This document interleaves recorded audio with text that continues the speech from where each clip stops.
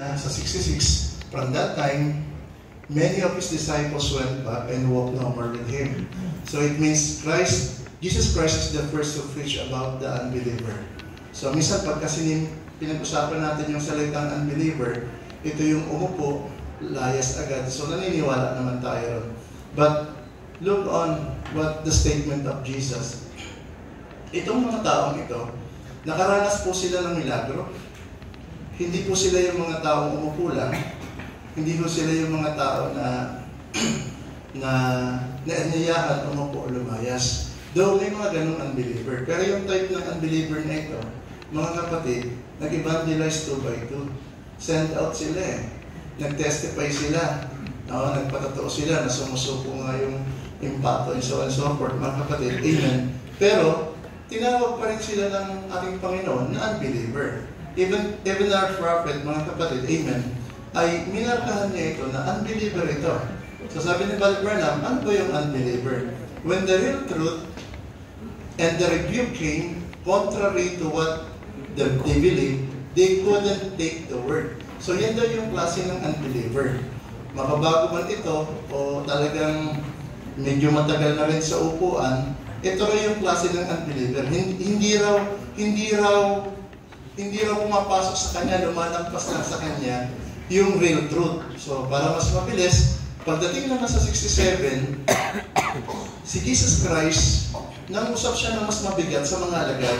Sabi niya, then Jesus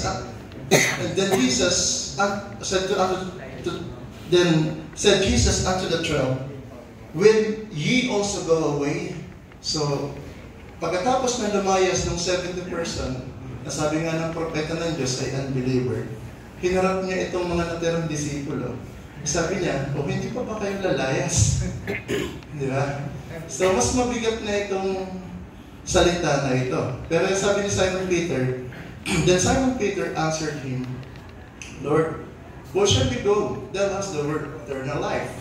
So, ito yung word ng mga genuine believer naman, no? So sabi niya, and we believe that are sure that thou art the Christ, the Son of the living God. So, ipinangaral ni Brother Branham, unbeliever, believer, pero hinili niya yung make-believer. No? Kaya sabi niya, yung believer, sabi niya, but the believer, don't question nothing. It's written in the Word, and they believe it, and they just go on. So yan puro yung klase. Quotation po yung binabasa ko, hindi ko sarili sa sulat. Amen. So, ito yung klase ro ng believer. So, dalawang klase na, unbeliever, then believer. Para mas mabilis, then yung make believer, pagdating po sa 70, mga kapatid, to 71, hindi ko na rin mabasahin, ay minention na niya si Judas Iscariot. So, kung si Judas Iscariot, siya yung kumakatawan sa make believer. Mga kapatid, amen. Anong klase naman itong make believer? Kaya nga, tanong, Brother John, naniniwala ka ba na magkakasama sila? Yan yung sinabi ng propeta sa kanyang pangangaral ng 3 kinds of believer. So, yung unbeliever, umaalis na yan eh. So, natitira dalawa na lang. Yung believer, at saka yung make believer. So, kaya, nasabit nga ho namin sa Mindanao, yung Purest Virgin, di ba? Nasa labas ba ng church o nasa loob ng church o nasa loob ng message circle, no? Amen. Kung nasa loob ng church, saan mo siya ika-category? Sa unbeliever ba? Sa make-believer ba? O sa believer? Tama ba? Kung nasa loob ng church. Ngayon, sabi ni Brother Branham, ito yung klase ng make-believer. Slide. Wala pala pa akong PowerPoint, sorry. Make believer, 3 kinds of believer itong teaching niya, sorry. Make believers is deceivers. Yan daw yung make believer. Deceivers. May S eh. Kasi hindi lang isa yung mandaraya eh. Kasi tandaan natin, mga kapatid, ang mandaraya hindi naman magagaling sa labas. No? Hindi naman tayo dadayain ng Trinitarian. Meron ba ritong pag nag-preach sa daanan nyo, Trinitarian, maniwala member nyo? Diba? Di man tayo dadayain, mga kapatid, ng mga oneness teaching eh. Diba? Amen. Deceivers. Sabi niya, make believers, deceivers, is trying to find some fault with God and His Word that Judases. See? So yan daw yung mga groups na yan. That's the one. You see, how Judas come out, see? How that guy come out, that's the way the make-believer happen. See? Make-believer is highly educated. So hindi ito mga bogus o bobo, kundi ito yung matatalino talaga. Sometimes, and a great showdown comes between the Word and their creeds. Di ba? Ministers meeting po natin, tapos may pumunta rito. Sabi niya, pag hindi kayo naniwala na Jehovah's Witnesses tayo, impyerno kayo, may maniniwala po kaya sa atin. Pero bakit tayo nagkakaroon ng discussions? Because sometimes, believe it or not, there are some creeds in that, di ba? Say, excuse me, no? Sabi niya rito, and a great showdown comes between the Word and their creed. And when it does, they sell out to their denomination. Just exactly like the forerunner did Judas. And Judas sold out this denomination and sold Jesus with the Word and His denomination and betrayed Jesus Christ after the day be a part of it. So in other words, mga kapatid, amen, na meron talagang para makapandaya ka ng tao, may involved talaga pong pera. No? Kasi usapan nga po natin nila dati, di ba? Mas madaling mandaya pag may perang hawak. Tama po ba? So kaya hindi ho nakakapagtaka. Bakit may mga wrong doctrines na nakakapasok sa message? Kasi madami po talagang pera. No? Amen. So itutuloy lang natin. Ministers, sometimes claiming to be servant of Christ, and when the word is throughoutly identified to be vindicated for that day, that it is the message of the hour, they sell out there for popularity. No? Amen. Minsan ito yung nakakatakot mga kapatid yung salitang popularity. Para lang sumikat, kinakailangan may bago siyang turo. Di ba? Amen. Binabasa ko lang naman. Sabi niya rito, they sell out there for popularity to their denomination. Just exactly like Judas did. No? Yan din daw kasi yung pamamaraan, estratehiyang ginawa ni Judas. Betray Jesus for the Pharisees and Sadducees, and spirit don't die. Nagpapatuloy yan. So, there that amongst the believers, unbelievers, believers and unbelievers, see, that's just exact, come right down to sold Jesus Christ for 30 pieces of silver. And many man will do it today for meal ticket. Sometimes for plane ticket. Di ba? Amen. For an extra $100 a week. Totoo ba yan, mga kapatid? Amen. Sino sa atin, mga kapatid, di ba? Kung kani-kanino sumusulat para magkaroon lang ng monthly support. Di ba? At minsan, wala na yung pakialam sa mga doktrina Di ba? Basta may kwarta, ayos na. Di ba? For an extra $100 a week. Right? Deny the gods that's standing in the midst of them. And both their life and with the full of word. No? Yan yung problema sa mga make-believer at wala sa labas yan. Di ba? Along the race, kasama natin yan. Ang masakit niya, sabi nga ako kanina, wala nga pala preaching.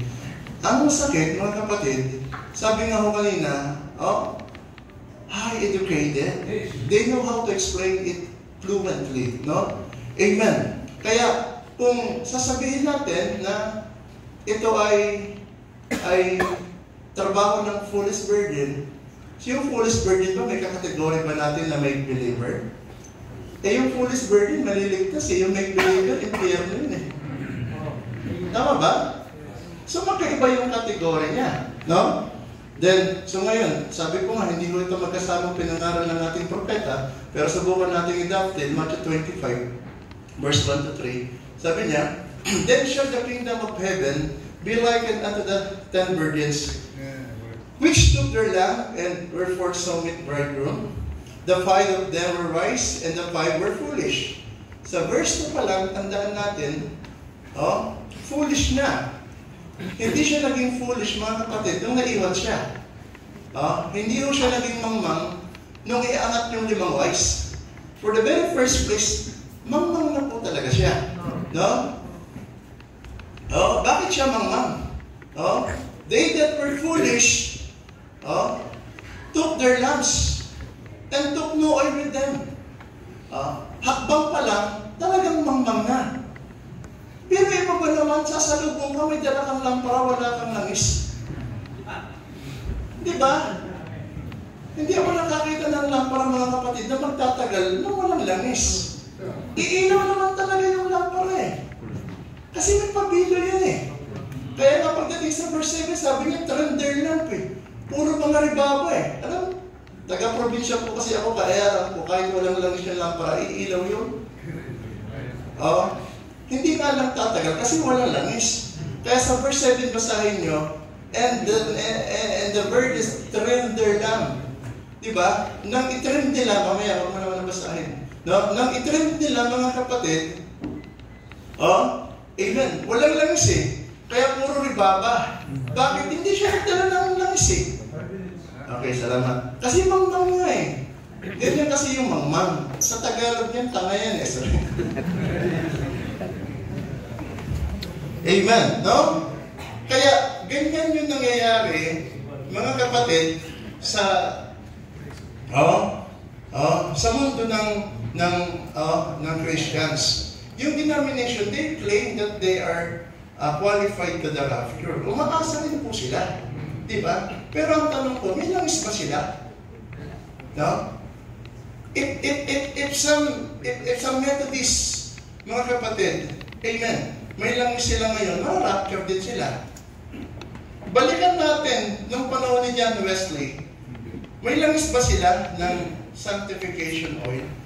I don't believe. Sila yung bride ng panahon na yun. Baba pa natin ng 15th century. Kasi yung mga Lutherans, let's say, I don't believe during that time. Pero pinag-uusapan ngayon, yung midnight cry, hindi si Wesley yun, hindi rin yung si John Martin Luther. It was Brother Branham himself. Kaya yung midnight cry, si Brother Branham yun, ang dala niya, rapturing faith.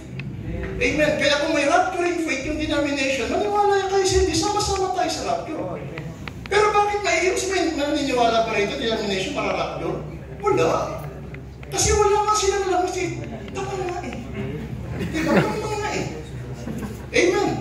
Kaya hindi natin pwede na i-dovetail, mga kapatid. Amen. Say na yung foolish burden, mga kapatid, ay ilalagay natin sa loob ng church. No? Amen.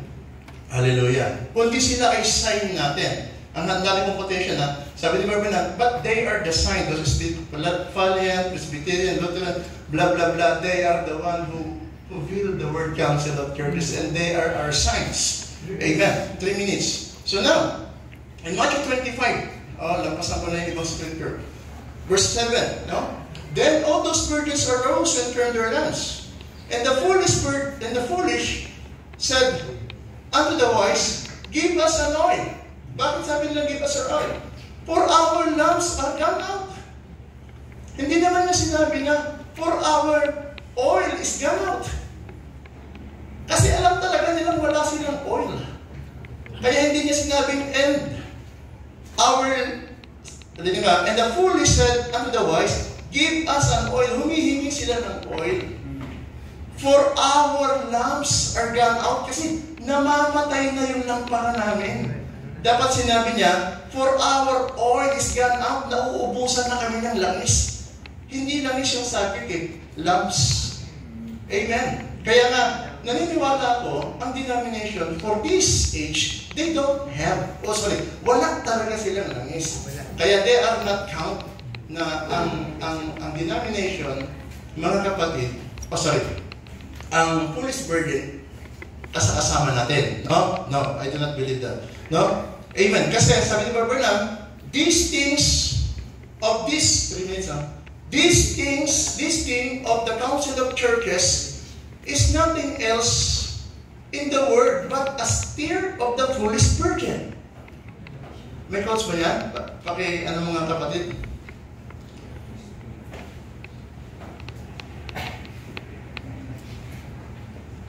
Sabi niya, this thing of this council of churches. Sige. 2 quotes na lang mga kapatid. I-reserve ko na lang mamaya yung iba sa question and answer. 1 minute. Okay. Mabastahin ko lang. 2 quote na lang talaga. Kasi wala. Kasi yun nagkaganon eh. Nagtatago si Brother Alfred. Sabi niya, brother. Sabi niya, this thing of this council of churches. This thing of this council of churches. This thing, sabi niya, of this council of churches is nothing else in the word but a stir of the Holy Spirit. So, church, tanda natin, sorry mga kapatid, amen, na yung bumubuo ng word council of churches, hindi kasama yung bride yan. Kahit nga yung body of bride did not belong to the church, o sabihin mo na, meron siyang ibang doktrina, halimbawa ganito, blah, blah, blah, no? Hindi naman sasali sa word council of churches yan. So, babalikan ko lang yung class of people kapatid, ha? Now, another quotation. Foolish virgin on the outside. Time's up na, right? Pwede bang basahin ko lang itong 2 quotes? Kasi na-interrupt kasi kanina. Next lang naman, na? Amen. Para may mga classes of people pa kanina kung nasaan sila eh. Sabi niya, a foolish virgin was on the outside, had no oil. Sabi ni Bernam, yung mga foolish virgin, nasa labas, wala sa mensahe yan. Wala kasi silang langis, kasi mamang nga eh. Sabi ko nga, ayaw ko ng Tagalogin, no? And they couldn't reflect natin, wala kasi silang talagang maipapakita. Walang miracle pwede. But just their church and their denomination. Bakit? Ano ba ang dapat nalang maipakita? Yung oil dapat, kasi kung may oil, ipapakita yan eh. Sabi ni Baba na, another thing, if you want to see Matthew 25, there was the foolish virgin, or 25:3. The foolish virgin had no oil. Ano ba yung oil? No spirit. Amen. Sabi niya, no spirit. No? And Matthew 25:4, and the wise virgin had oil in her lamp, the spirit filled. So magkaiba po talaga eh. So ngayon, saan natin ilalagay yung foolish virgin sa loob ng church? Category, unbeliever, make believer, or believer. Then, yung blotted out. Sino ba yung blotted out? Di ba? Si Judas. Make believer. Amen. And ano pa yung mga klase ng tao yung kanina? Yung borderline believer. Ang dami na eh. Yung true believer, of course, andyan yan. Yung bride. Of course, yung true believers. Yung foolish virgin, yung righteous. Kayo nang bahalang maglagay. At sinabi ko naman po. God bless you mga kapatid. Sabi niya, it is in the second resurrection ng foolish virgin po, wala na. Pag tinitingnan mo na, nawawala. Second resurrection, wherein 279 of the 7th Ages book. It is the second resurrection wherein the 5 foolish virgins come up. Notice that they were virgins. They did not have the Holy Spirit. So they missed being a part of the bride. Now, missed being a part of the bride, while the 5 wise virgins who had oil became a part of the bride. But these people, being a separated, God-loving people, or trying to abide in the Word, according to what they knew, and being a help in the work of the Lord, will come up at the end of time, they will miss the millennium. In other words, itong foolish virgin, wala sa millennium.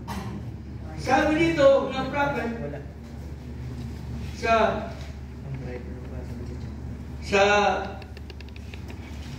tungkol sa kung mayroon foolish virgin sa millennium, wala.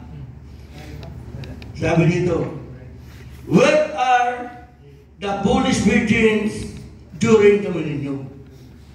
405 dito sa COD. Sabi dito, in the millennium, they are in the grave. Sa grave po sila.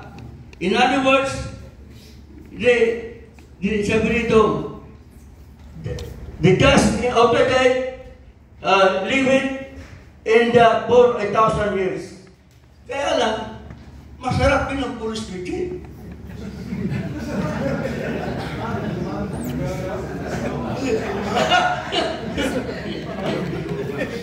Kung mayroon tayong roll call,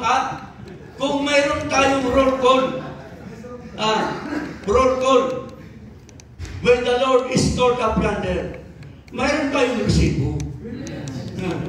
Huwag kang mag-alala. Huwag kang mag-alala. Gagawin ko yan, alang-alang sa'yo.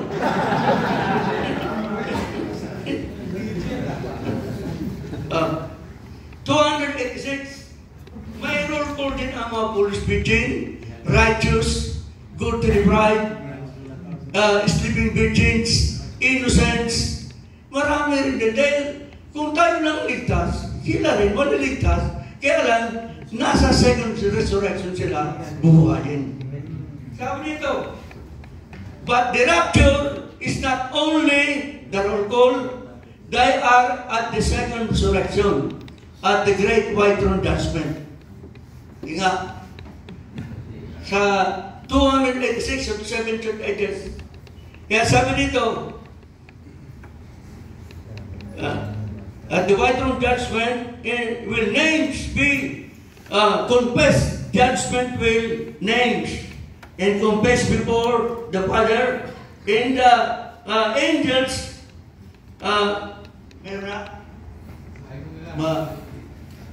sabi dito, and the angels have been told by those who names that the sweetest sound to a human ear is the sound of that person. Kung ang iyong pangalan natatawag, na yun ang sweetest name kung natatawag ka. Before the Father in His angels. Now I have been told by those who know that the sweetest sound to a human ear is the sound of that person's name. How people love to have their names before the public. How they love acclaim. But no earthly voice will ever sound your name as sweetly as the voice of God. If your name is in the book of life, remains to be revealed before the holy angels, what a day that will be. We hear. In other words, itong police meeting po, pagdating ng white throne judgment, ang kanilang pangalan, tatawagin po din sa book of life. Dahil po, ligtas din sila. Sila po ay outside of the city. Sabi dito po, population outside the city. Mahalaga ito. Sa 50. Sabi dito, and now, they will be outside the city, not the bride, but the people that come up in the second resurrection, that will be the tillers of the soil. Sabi dito, like Adam was, and so forth, carriers of the, and the king and the queen remain in the city. In other words, itong mga tao ito, outside of the city sila. Sa New Heaven and New Earth, outside sila. Tayo, nasa inside of the kingdom. Amen. Kaya, iyan ang mahalaga sa police preaching, righteous, good to the bride, sleeping virgins, innocents, sila po ay ligtas din. Kagaya sabi ng prophet, whom you ever love, and God ever love you, will be there. Rin, mahal natin sa buhay. Sila po ay maliligtas din, kaya huwag tayong mag-alala na tayo na. Amen. Gusto ko. Gusto nila niyo mawala po. Wala. Sorry na may isang ano. Okay. So, Pastor Vic, yung bride, true believer, Pastor Vic, tapos yung mga righteous, yung mga ano is, hindi sila kasama sa rapture. Hindi. Pati ang Holy Spirit. Yeah. Okay.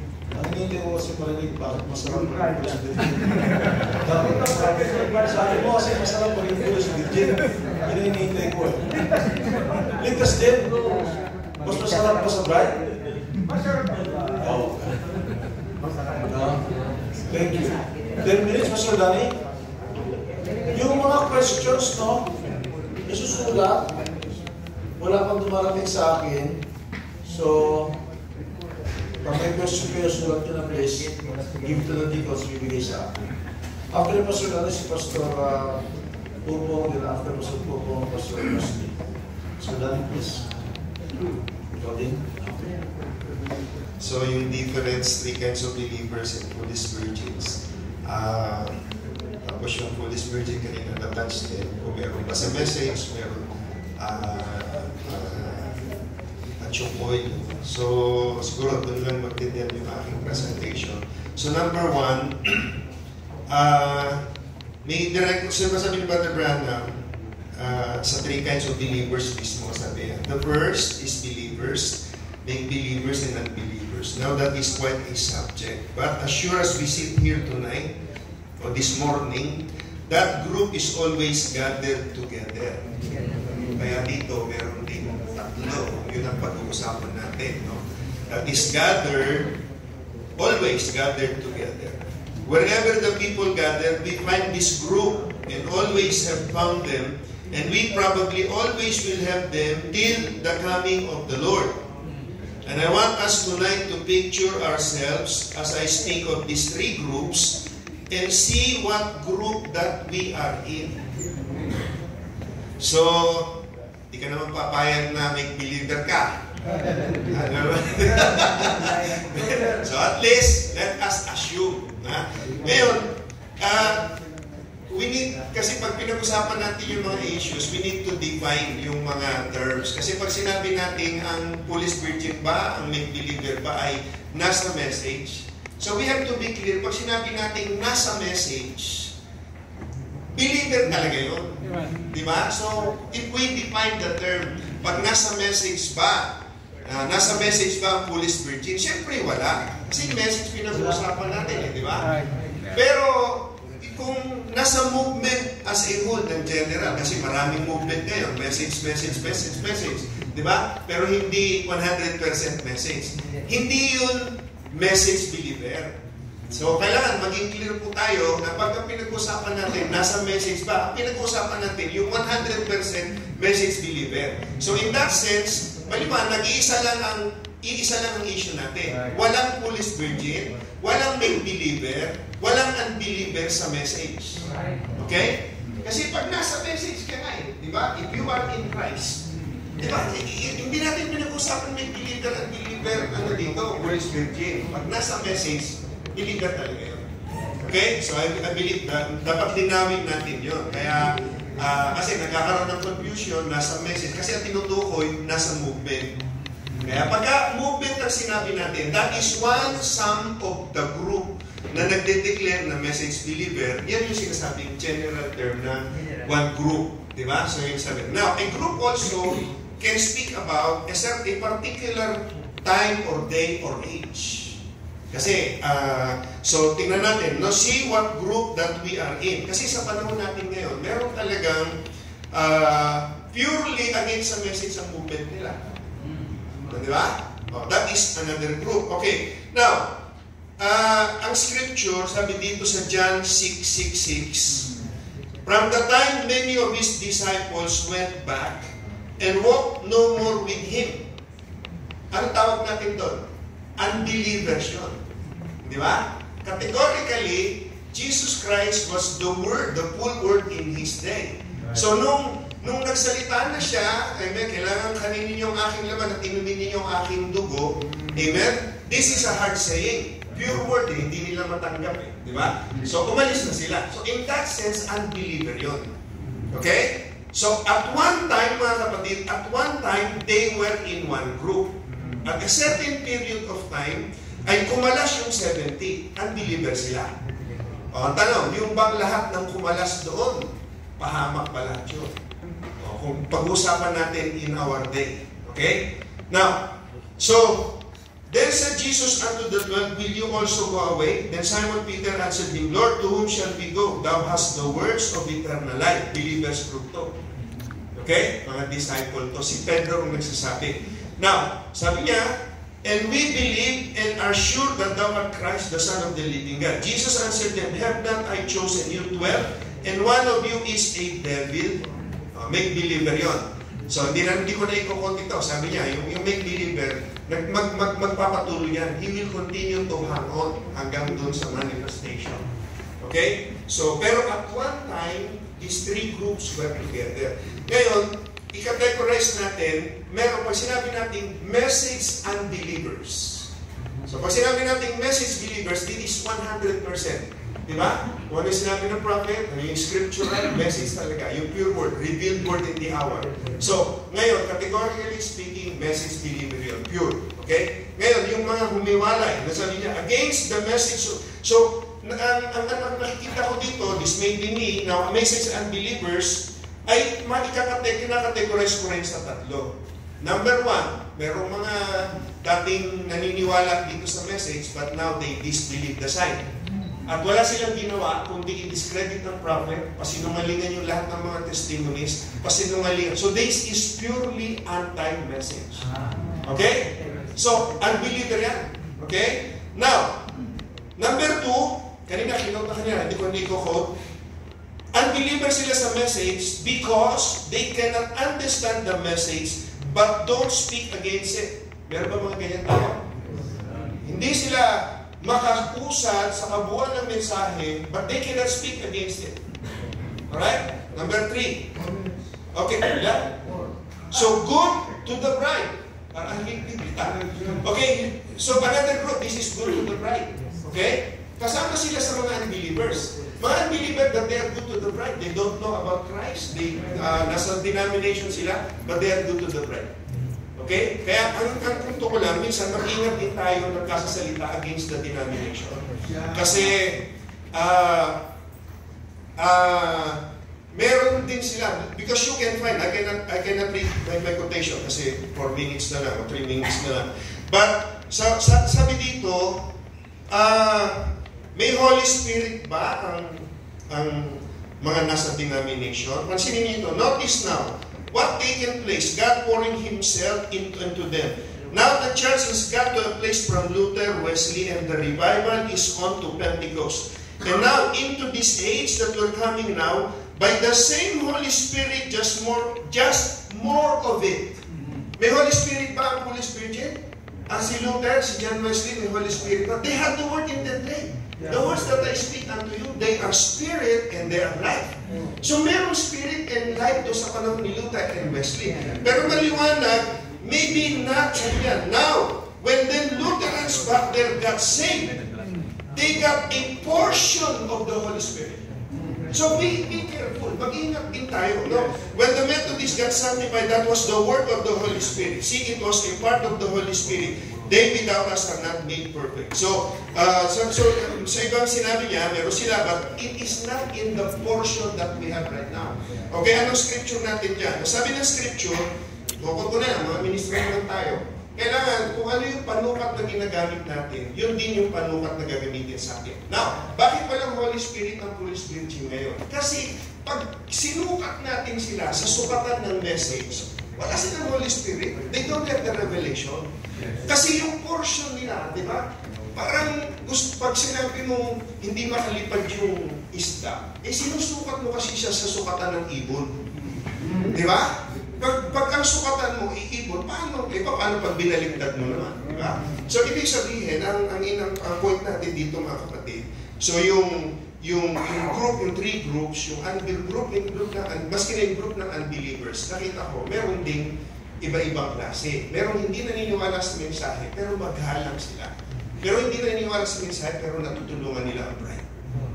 Okay? So, merong mga sinceridad. Ngayon, sabi dyan, kukot ko na lang din, mabanggitin ko na lang. Meron mga foolish virgins ay mga tao na they are sincere to the available truth preached to them. Okay? So, yun yung sinasabi natin. Kaya, kung sasabihin natin, merong isolated cases, I would say, paano kung merong bagong dumating sa mensahe, hindi pa siya lubos na nahinog, hindi ba? Nakarinig siya ng mensahe, pero hindi siya umabot yung sa sukatan. Okay? But generally speaking, in my conclusion, generally speaking, may foolish virgin ba? May unbeliever ba? May make-believer ba sa message? Tuldok, wala. Kasi pinag-usapan natin, sukatan ng message. Okay? Pero, pag sinabi natin na ang mga foolish virgin may Holy Ghost pa sila, saan ba natin sinusukat? Pag sinukat mo sa sukatan ng bride, wala talaga. Kasi tapos na yung sukat nila.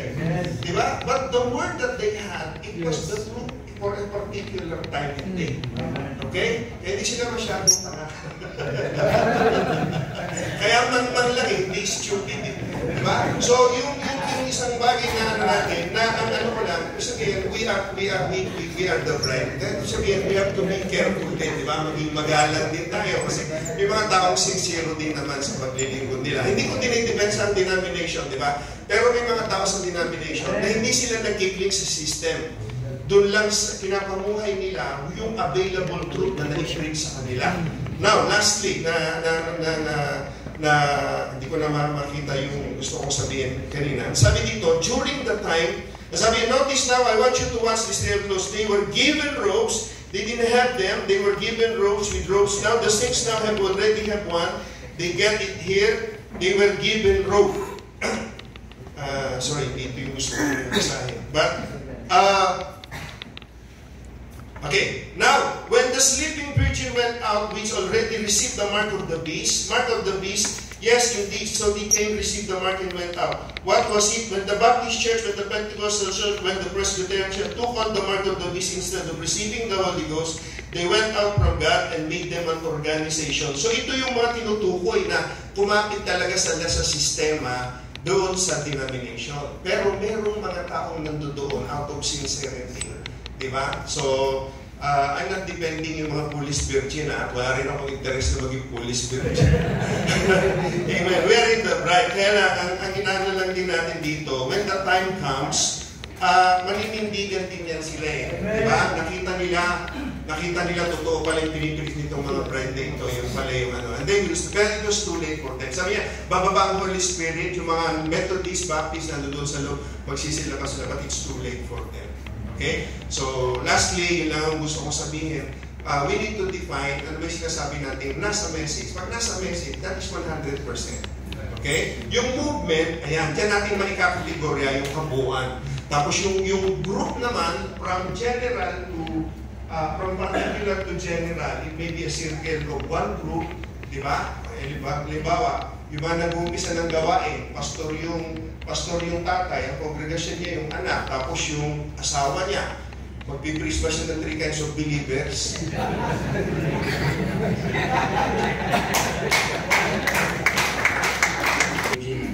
Natin sa Mindanao. At sa message preacher, alam natin na ang Matthew chapter 35 ay doon na ang description ng Police Virgin. At sa pagkakanan ay gawin siyang paliwanag tungkol sa o ano ang Police Virgin. So ikot ko lang ito sinasabi ni Brother Manu sa Israel in the church. Sabi niya, and watch the 10 virgins that went out. 5, all of them virgins, 5 of them were foolish, and 5 had oil in their lamps. What is the oil? The Holy Spirit. That's all right. They were all virgins, live good, clean lives. At sabi ni Padre, virgin means pure, means holy. So hindi ko na alam naman na pag binabasa rin natin ang message. Sabi ni Padre, ang Police Virgin, narinig nila ang message. Yung midnight cry. At banal sila, kaya ang problema hindi nila na yung oil. And oil is yung Holy Spirit. At sabi ni Brother Manang, yung bride, doon sa kanila inilapat yung patron, yung pattern. Pero ang Police Virgin at saka yung Wise Virgin, same materials. Nilistrate ni Brother Manang yung kaliko na tela. So, doon kinuha yung West Virgin na tinapatan ng patron. Salamat kung tayo ang bride, tayo ang tinapatan ng patron. So, naniniwala ako mga kapatid na sa message, ito na rin yung nasa atin sa Mindanao, tanging bride lang ang nandoon. Walang police virgin doon, walang pagka-categorically bride kasi yung message, sino ba ang message? Who is the message? The message is Christ. At para makapasok ka sa message, you need to be baptized by the Holy Spirit. At sabi ni Pablo, by one